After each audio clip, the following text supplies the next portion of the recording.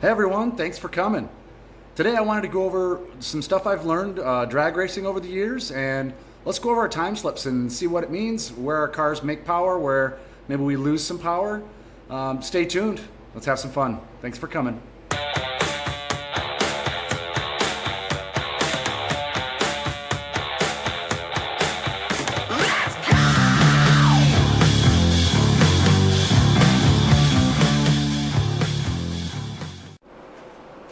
Alrighty, so let's get into it. So the first thing I wanted to talk about when it comes to us going out and drag racing is race fuel. Is it worth the money? Should we throw it into these cars? So they're stock cars. They do not have a tune. They're made to run on pump gas. Will it help you? Not really. I love the smell of race gas when it comes out the exhaust pipe, but it's not going to help you get a faster time. If you've done tunes, I definitely would suggest cranking up the octane to make sure your car is running at peak performance. But for just a stock 1320 like I'm using, I just go to Shell, get good gas, get 93 octane if you have it, or for me, 91 is all we got out in Arizona. And then the next thing I had was, when does your time actually start? So you pull up and you stage, and the light goes, second one goes, third amber. You're ready to rock and roll. Your time doesn't start when it turns green. Your time starts when it breaks the beam, because you have your pre-stage and then your stage, and once your tire breaks out of the second stage beam, that's when your time actually starts. You could sit on there for 3 or 4 seconds before you go to take off, and it won't affect your quarter mile time. So that's something that I kind of wanted to put out there. 60 foot, your tires can really help 60 foot, because 60 foot's where you launch. That's how fast you go from when you break that beam to 60 feet. So making sure you get the correct air pressure in your back tires, which for my Nexans, my sweet spot that I found is 20 pounds. 21 depends on how hot or cold it is, but 20 pounds for some reason I hooked the best. I know it's different for people in other parts of the country with different temperatures and different track situations. For me, it was 20 pounds. Now, something that I don't want you to learn the hard way is, don't air your tires down too far before your first run, unless you have an air compressor to air them back up while you're at the track. Otherwise, you're kind of screwed and you're going to be spinning every time you get on the track. I've done that as well, so learn from my mistakes. Street tires at the track. I see people with street tires, like I have the Continentals, that go up and do a big smoky burnout and then can't figure out why they just spun the tires halfway down the track.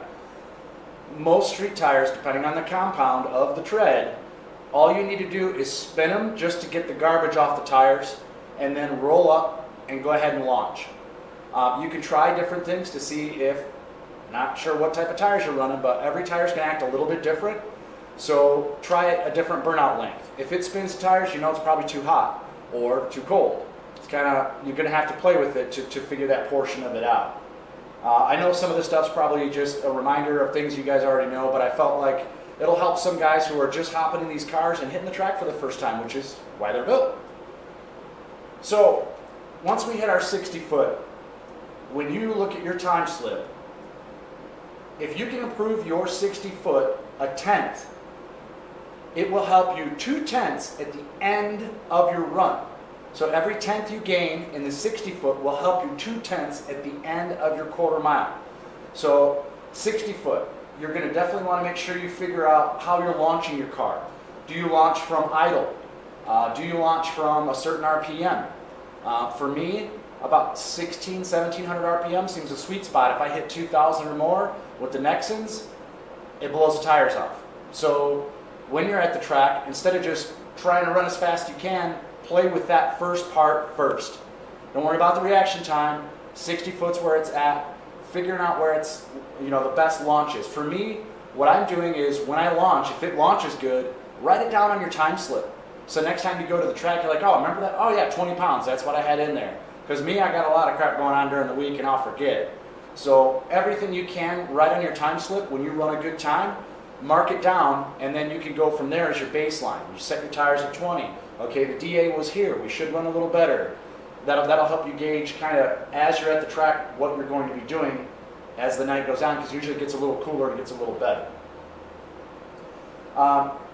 Write down everything on your time slip, like I said. This is important when it comes to doing mods. If you do a mod, you're going to look at your time slip and check your 60 foot or check your 330. You're going to check your 8th and your 1,000 foot and then your quarter mile. You'll find out where that mod kicks in if you notice an improvement between those lines. That's why they're on there. That's why they take those measurements. It can help you find out where your power's at. Or if you run the same setup and the car falls on its face from 1,000 foot to the end of the quarter mile and you just don't pick up any more speed, that'll give you oh, I need to look at something, and you can dig into your motor or dig into your car's tuning, or if you have a tuner, and look and see where you can adjust that to try and keep that going. A lot of it has to do with shift points. The 330 tells you a lot about your shift points. If you leave it in automatic, which I do, I don't try to paddle shift it yet. Something I will try and do just to see if I can improve a little bit. Maybe I can, maybe I can't. I know the rule of thumb is just let it go, because you can't outbeat, the programming in the transmission, and I agree. But as I get towards my 1,000 foot, I notice from 1,000 foot to a quarter, it kind of falls flat. So I'm wondering if I, paddle down right before the 1,000 foot and can keep the RPMs up, if it'll just rev through and give me a little faster time. Something I'm going to play with next time I'm at the track. But just an idea, thought. And once again, this is the start of a conversation. This is stuff that I've researched, stuff I wanted to share with you. Everyone has 1,000 ways of doing things, and I love to get the conversation started. So please comment below and let me know some of the things that you found out. 1320 is a new car for me, and it helps with all of us getting all our little nuggets of information. It helps every one of us just get faster and faster. And it's always good to have a real fast car when you drive a Mopar.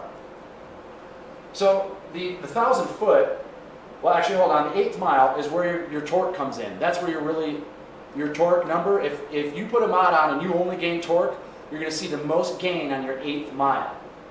When you hit your 1,000 foot, that's where your horsepower really kicks in, because you're usually at a higher RPM, which is where your horsepower really shines, and that's what's going to finish you off through the quarter mile.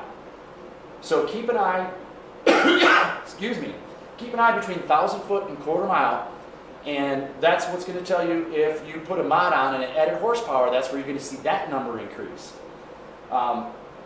Write stuff down on your slips. That's a huge thing for me. It's going to help the most when it comes to doing mods and gains. Give me your opinions. Tell me a little bit more about what your thoughts are on the video. But I'm really excited about racing. I'm really excited about what we're doing with the channel, and I hope you guys are too. Stay tuned. I'll have more coming up. I promise as it cools off here, I'll go racing more. Thank you guys for coming. Have a great night. See ya.